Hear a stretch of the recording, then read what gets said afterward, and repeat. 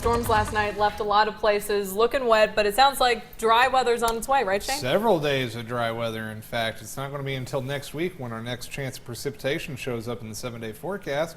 Let's take a look at what's going on right now up at Morehead State University. A clear evening up in the northern part of the coverage area. Just a few clouds out there as the sun has just set and darkness getting ready to roll on in. Let's go to UVA-wise, take a look at the time lapse. A beautiful afternoon across the region.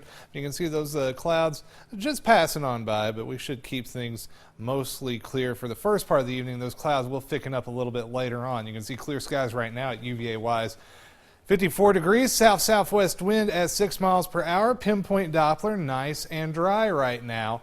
But earlier in the day, we did have all that heavy rain. In fact, most of us picked up around an inch or more. That's causing a few of the local rivers to run a little high. We have a flood advisory down along the Cumberland River in Bell County. That goes to 1 o'clock tomorrow morning. It's going to run high through tomorrow morning in Bell County and Knox County through tomorrow evening and all the way through Saturday morning over towards Whitley County and Williamsburg. Also, flood advisory along the Kentucky River through Owsley County and back up into Lee and Estill counties. It will also run a little high for the next day or two, so just be on the lookout if you live near the rivers.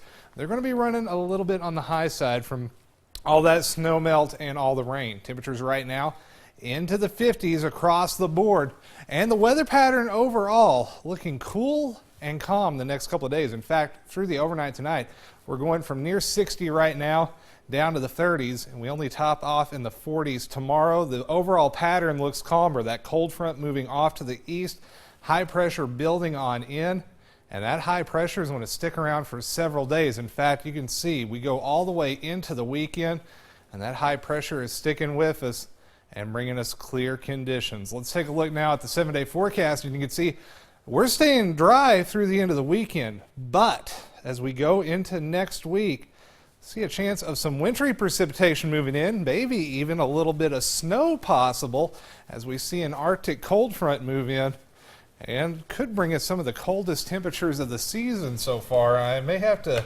adjust those highs and lows a little further down. Some of the latest data coming in even colder than what we have right now, Steve. Well, it looks like a pretty decent Super Bowl weekend, though. Yeah, it should be good weather for that. Don't have to worry about any travel problems from the weather for that. Good to All hear. right, Shane, thank you. Next in sports, UPike holds its annual signing day event. And we